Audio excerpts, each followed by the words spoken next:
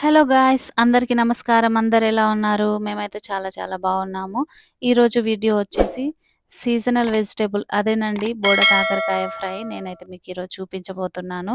కాకరకాయలన్నీ కాసేపు సాల్ట్ వాటర్‌లో నాననిచ్చిన తర్వాత ఫ్రెష్ వాటర్‌లో అయితే వాష్ చేసుకోవాలి. తర్వాత ఇలా రౌండ్ షేప్‌లో గానీ, పొడుగ్గా కానీ మీకెలా ఇష్టమైతే అలా కట్ చేసుకోండి. నేనైతే ఇక్కడ రౌండ్ షేప్‌లో కట్ చేస్తున్నాను. ఏ వెజిటబుల్ అయినా కూడా కాసేపు సాల్ట్ వాటర్‌లో నాననిచ్చి, తర్వాత వాష్ చేసి వండితే చాలా మంచిదండి. దాని మీద ఉన్న పెస్టిసైడ్స్ అవి పోతాయి. ఇప్పుడు కాకరకాయ ఫ్రైకి కావాల్సిన పదార్థాలు చూద్దామండి. నేనైతే పావు కేజీ కాకరకాయలు తీసుకొని ఇలా రౌండ్‌గా కట్ చేసి పెట్టుకున్నాను. 1 టేబుల్ స్పూన్ జీలకర్ర, 2 టేబుల్ స్పూన్స్ ధనియాలు, ఒక వెల్లుల్లిపాయ, తగినంత సాల్ట్, హాఫ్ టేబుల్ స్పూన్ పసుపు, 2 టేబుల్ స్పూన్స్ కారము, నెక్స్ట్ వచ్చేసి 3 పచ్చిమిర్చి, గుప్పెడు కరివేపాకు, గుప్పెడు పల్లీలు. నెక్స్ట్ ప్రాసెస్‌లోకైతే వెళ్ళిపోదాం మనము. ఇక్కడ నేను ఫ్రై చేయడానికి ఐరన్ కడాయి అయితే పెట్టుకున్నాను.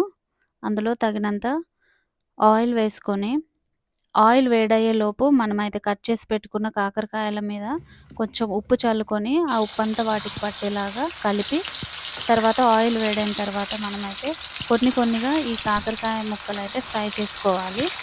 నేను ఎక్కువ ఆయిల్ వేయలేదండి. ఎందుకంటే ఆయిల్ మిగిలిపోతే మళ్ళీ ఎంత ఎయిర్ టైట్ కంటైనర్‌లో పెట్టినా కూడా మళ్ళీ వాడడానికి ఒక 2, 3 డేస్ తర్వాత మనసు రాదు కదా మనకి. సో, అది వేస్ట్ అయిపోద్దని చెప్పేసి నేనైతే కొంచెం ఆయిలే వేశాను.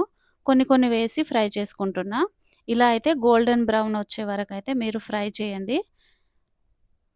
ఫ్రై చేసి అది కొంచెం ఆరిన తర్వాత ఇలాగ క్రిస్పీగా అవుతుంది. మనం ఇలా పట్టుకొని క్రష్ చేస్తే అదైతే మొత్తం క్రష్ అయిపోతుంది. అలాగా ఫ్రై చేయాలి. నెక్స్ట్ వచ్చేసి ఇక్కడ జీలకర్ర, ధనియాలైతే డ్రై ఫ్రై చేసుకుంటున్నాను. ఫ్రై చేయడం అంటే మొత్తం అంతా మాడిపోయేలాగా కాదు. జస్ట్ అలాగా వేడి చేస్తే చాలు.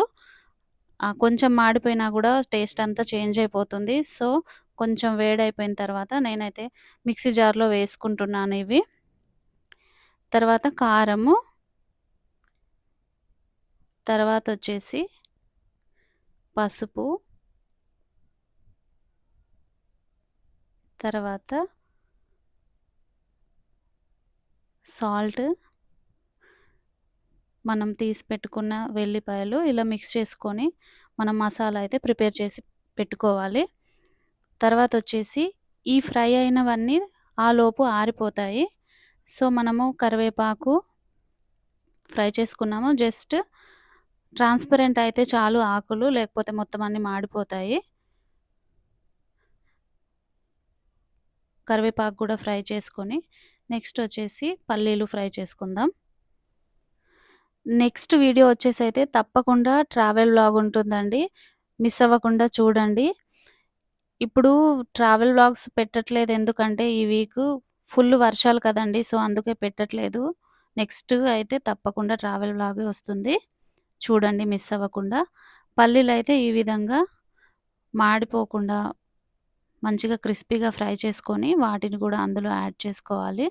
నెక్స్ట్ వచ్చేసి ఇక్కడ పచ్చిమిర్చి మనం 3 పచ్చిమిర్చి తీసుకున్నాం కదా! వాటిని కూడా కట్ చేసి ఇలా ఫ్రై చేసుకోవాలి. ఫ్రై చేసుకొని ఇవి కూడా యాడ్ చేసేసుకొని కొంచెం ఆరనిచ్చిన తర్వాత అంటే కొంచెం చల్లగయిన తర్వాత మనమైతే అన్నీ ఒక చిన్న బౌల్‌లోకి ట్రాన్స్‌ఫర్ చేసుకోవాలి. ఇలా మనమంతా ఒక బౌల్‌లో ట్రాన్స్‌ఫర్ చేసుకున్న తర్వాత ఇంతకుముందు మనము వెల్లుల్లి, కారము అదంతా మసాలా పట్టుకున్నాం కదా! ఆ మసాలా అయితే ఇందులో యాడ్ చేసుకోవాలి. యాడ్ చేసుకొని మంచిగా మనము చేత్తో క్రష్ చేసుకోవాలి. చేత్తో క్రష్ చేసుకుంటే వేడి వేడి అన్నంలో నెయ్యితో ఇది చాలా బావుంటుందండి. మనకు కావాలంటే మనం స్పూన్‌తో గూడా క్రష్ చేయకుండా కలుపుకోవచ్చు. అలా కలుపుకుంటే పప్పులో చాలా బావుంటుంది. కానీ మనం ఇలా చేత్తో క్రష్ చేసుకుంటే వేడి అన్నంలో నెయ్యితో చాలా అంటే చాలా బావుంటుంది. ఇది మా ఇంట్లో చేసే కాకరకాయ ఫ్రై రెసిపీ అన్నమాట. మీకు గనక నా వీడియోస్ నచ్చుతున్నట్లయితే తప్పకుండా లైక్ చేయండి. మీ ఫ్రెండ్స్ అండ్ ఫ్యామిలీతోని షేర్ చేయండి. సబ్స్క్రైబ్ చేసుకొని నన్ను సపోర్ట్ చేయండి. చూడండి ఇలాగైతే మసాలా అంతా పీసెస్‌కి కోట్ అవుతుంది. తర్వాత వేడి వేడి అన్నంలో కాచిన నెయ్యి వేసుకొని కలుపుకొని తింటే చాలా అంటే చాలా బావుంటుంది. మీరు ఈసారి తప్పకుండా ట్రై చేసి నాకైతే కామెంట్ చేయండి ఎలా వచ్చిందని. Thank you for watching.